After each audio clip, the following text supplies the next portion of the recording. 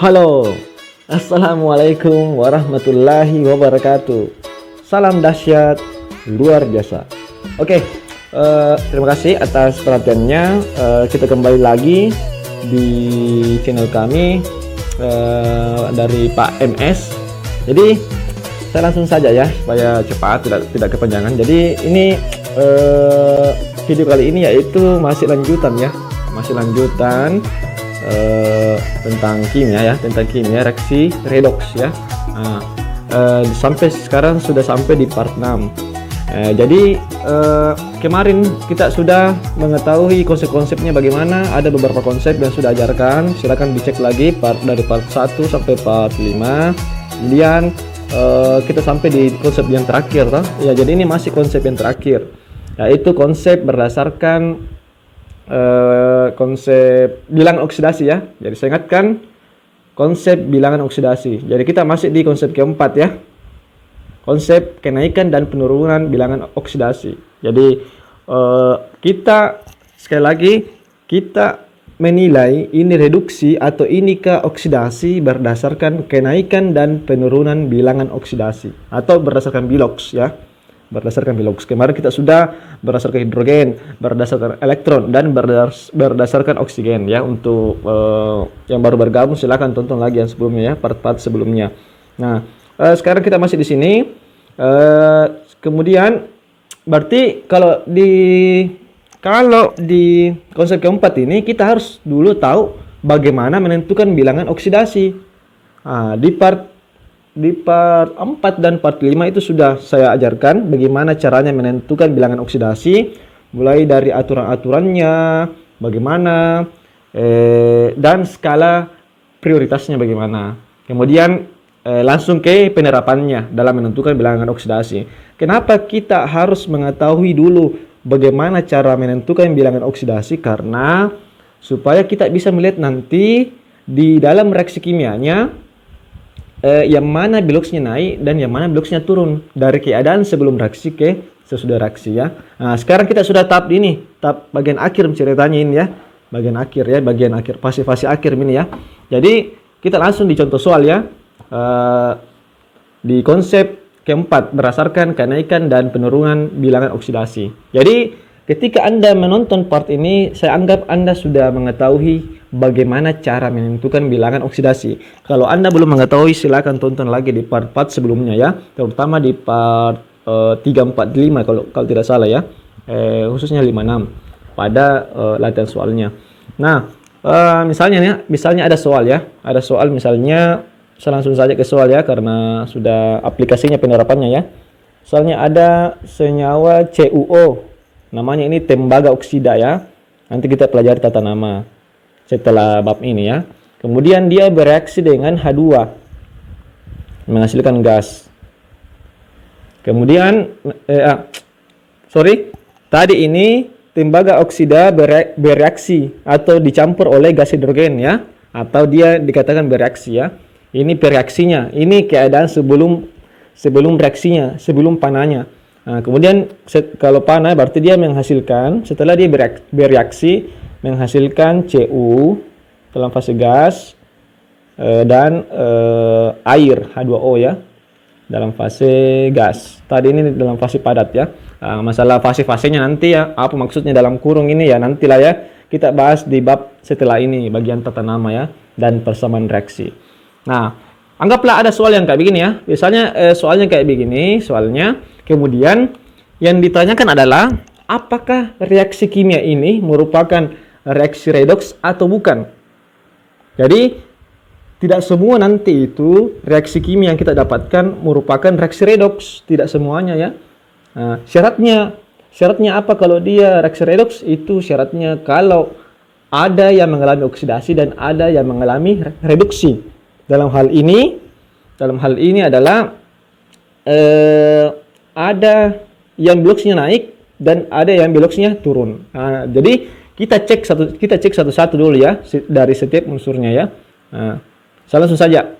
Misalnya CuO, jadi langkah pertama itu untuk membuktikan bilangan oksidasi atau bukan. Pertama, saya tulis di sini langkah pertamanya yaitu langkahnya ya, tidak apa-apa, saya tulis langkahnya. Pertama, mencari setiap atau bukan menentukan ya, sorry. Saya dulu perbaiki dulu. Sini langkahnya ya, langkahnya. Pertama, menentukan bilangan atau menentukan bilog setiap unsur dalam senyawa yang terlibat ya. Senyawa yang terlibat ya. Jadi pertama itu kita tentukan dulu bilangan oksidasinya ya. Kan Anda sudah tahu ya bagaimana cara menentukan bilangan oksidasi. Jadi dicari dulu bloksnya ini, ini ya. Jadi di sini ada 2 unsur, Cu berapa bloksnya, sini O berapa, H berapa, Cu berapa, H berapa, O berapa ya. Jadi cari satu-satu. Nah, saya pertama mencari dulu yang ini dulu ya. Yang pertama ini ya, CuO. Nah, CuO itu merupakan senyawa apa? Senyawa netral ya. Nah, Anda sudah tahu ya, maka kita tentukan bilangan oksidasi bagaimana? Yang dulu ya, sorry. Saya agak ke bawah dulu supaya bisa Jadi pertama CuO ya. Silakan diperhatikan lagi dulu di lebih awal CuO. Nah, ini Cu jadi terdiri dari Cu dan O ya, 2 ya. Nah, artinya kita seperti yang kemarin atau yang part sebelumnya saya jelaskan, cari yang mana prioritas, Cu atau O. Nah, pasti O ya. Silakan dicek lagi, kenapa bisa O yang prioritas ya. Silakan cek lagi di part sebelumnya. Jadi dia kalau O prioritas itu -2. Jadi saya anggap di video ini Anda sudah menghafal itu prioritas ya. Anda sudah menghafal prioritas. Jadi sekali lagi untuk mencari yang mana prioritas itu kita lihat tabel di prioritas ya. Nah, kemudian akan selalu ada satu yang tidak prioritas, maka karena Cu tidak prioritas maka dia yang dicari ya melalui aturan. Bilangan oksidasi Cu dikali 1 ditambah bilangan oksidasi O kali 1 karena masing-masing 1 sama dengan berapa? Di aturan ini adalah senyawa netral. Berarti dia sama dengan 0 ya. Senyawa netral ini merupakan senyawa netral ya. Nah, oke. Berarti sisa Cu yang dicari. Saya substitusi nih bilangan oksidasinya O ya. -2 kali 1 ya. Saya langsung saja ya, berarti dia -2 sama dengan 0, berarti bilangan oksidasi Cu sama dengan +2. Nah, jadi didapatlah +2 ya. +2. Jadi dalam CuO bilangan oksidasi Cu +2, bilangan oksidasi O -2. Nah, saya rasa Anda sudah lancar ya dalam menentukan ini ya. Oke, maka sudah tadi disebutkan, maka saya langsung tulis di sini di bawahnya. Oh, jadi Cu di sini +2, di sini -2. Oke. Nah, kemudian setelah itu senyawa apa lagi? Ini lagi ya, H2 ya. Nah, saya cari di sini. Jadi tahap pertama ini dicari semua dulu bilangan oksidasinya. Nah, di sini dalam molekul unsur ini H2 hanya satu unsur saja satu unsur saja. Nah, karena sudah satu unsur berarti ini adalah unsur bebas. Ingat di aturan. Jadi kalau dia satu unsur tidak ada dibilang prioritas. Langsung saja bilang ini unsur bebas. Langsung saja lihat aturan. Nah, kalau unsur bebas, bilangan oksidasinya selalu sama dengan 0 ya. Kalau dia unsur bebas ya. Nah, makanya selesailah dia H.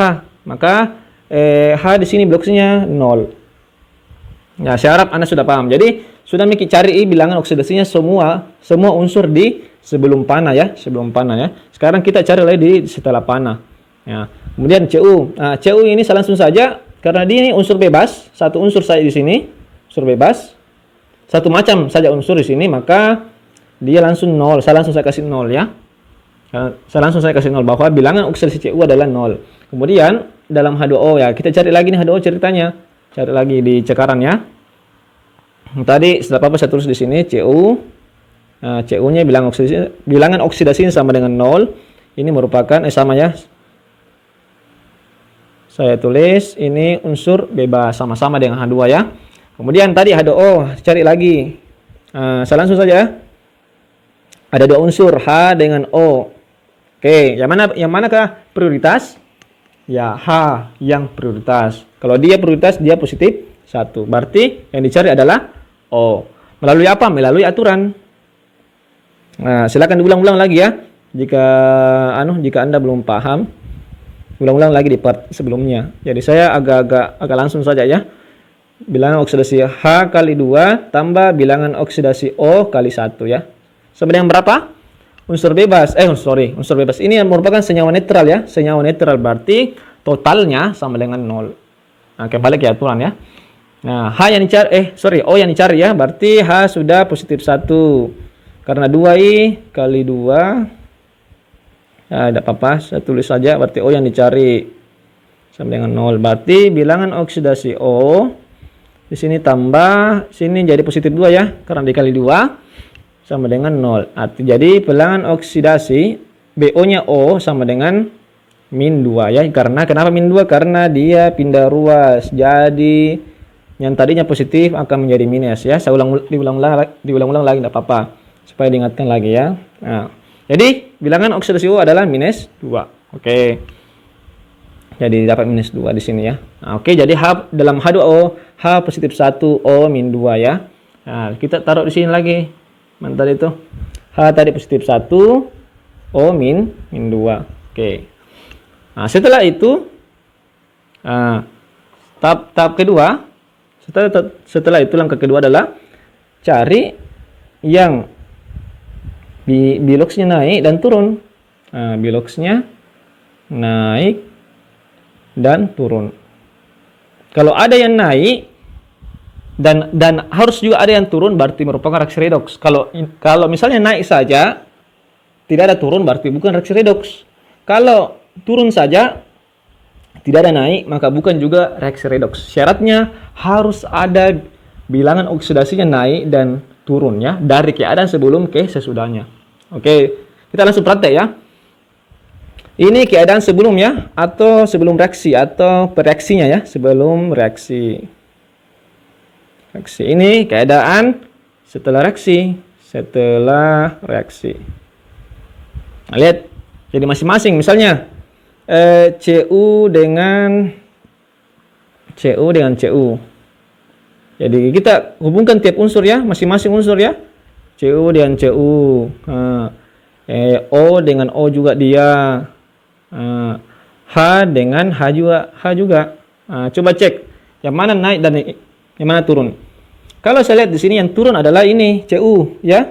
Kenapa turun? Karena dari positif 2 ke 0. Jadi turun ya. Turun ini bilangan oksidasinya dari keadaan sebelum reaksi ke sesudah reaksi itu dari positif 2 ke 0. Jadi ingat ya batasnya ini panah ya. Ingat ini panah batasnya ya.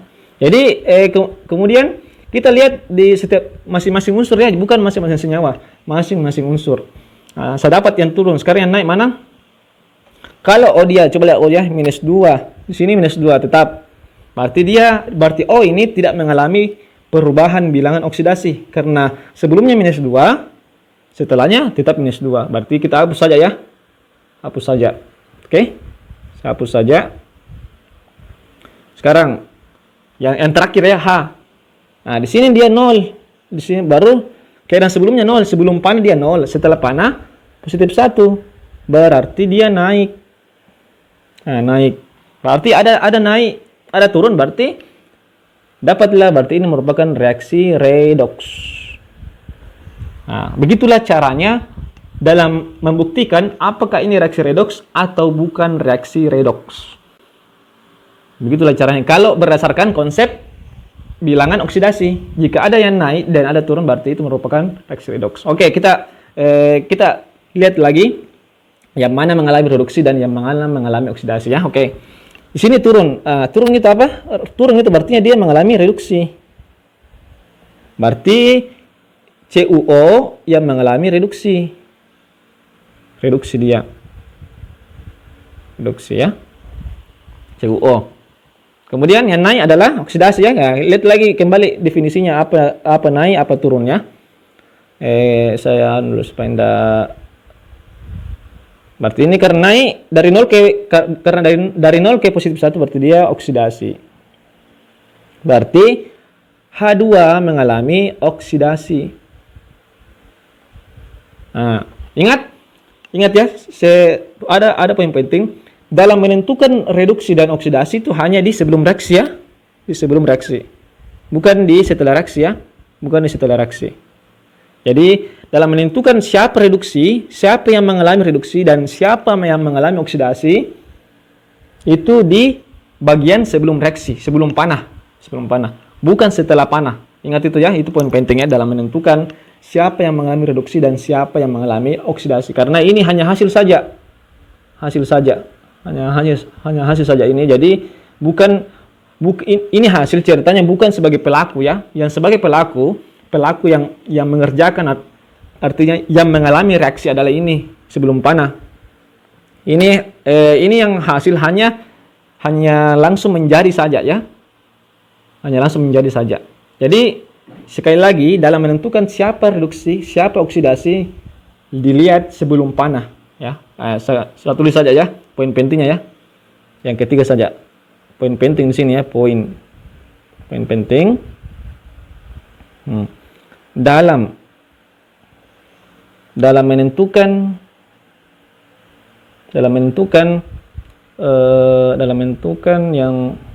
yang mengalami oksidasi dan reduksi itu dilihat pada senyawa sebelum reaksi ya. Jadi sebelum reaksi yang dilihat. Karena nanti di soal itu biasa ditanyakan siapakah yang mengalami oksidasi, siapakah yang mengalami reduksi. Ya, itu nanti yang ditanyakan. Nah, nanti kita bahas lebih dalam di sini ya. Yang penting dulu awalnya di sini bisa kita tahu mana reduksi, mana oksidasi ya.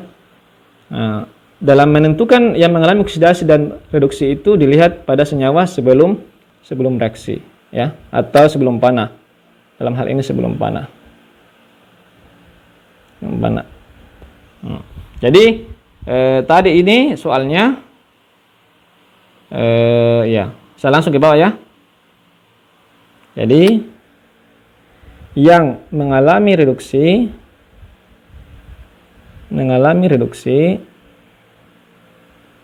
itu siapa tadi mengalami reduksi nih? Yang mengalami reduksi itu adalah CuO ya. Nah, CuO. Jadi ditulis semua satu senyawa. CuO ditulis semuanya satu senyawa. Jangan cuma Cu saja. Jangan sampai biasa itu ya oke, saya langsung dulu tulis yang mengalami reduksi CuO. Nah, walaupun memang pada yang kita lihat di sini adalah cuma Cu saja ya. Nah, coba lihat Cu yang naik, Cu yang turun biloxnya. Nah, tapi tetap harus ditulis semuanya CuO yang mengalami reduksi. CuO ya. Jangan cuma Cu saja, salah itu ya. Nah, kemudian yang mengalami oksidasi itu adalah H2 ya, H2. Karena dia naik ceritanya. Dia naik. Ingat, dalam menentukan, sekali lagi poin pentingnya yang dalam menentukan siapa oksidasi, siapa reduksi sebelum panah. Ini ya. Nah, hati-hati dengan jadi jamiki, fokus ke setelah panah ya. Nah, ini hasil, kecuali yang ditanyakan hasil, maka inilah. Oke? Nah, mungkin sampai sini saja yang bisa saya sampaikan. Semoga bisa mengerti. Jadi silakan latihan lagi. Jika ditanyakan di komen jika ada yang belum dipahami. Next lagi kita langsung membahas apakah itu reduktor dan apa itu oksidator. Oke? Terima kasih atas perhatiannya. Assalamualaikum warahmatullahi wabarakatuh. Salam dahsyat luar biasa.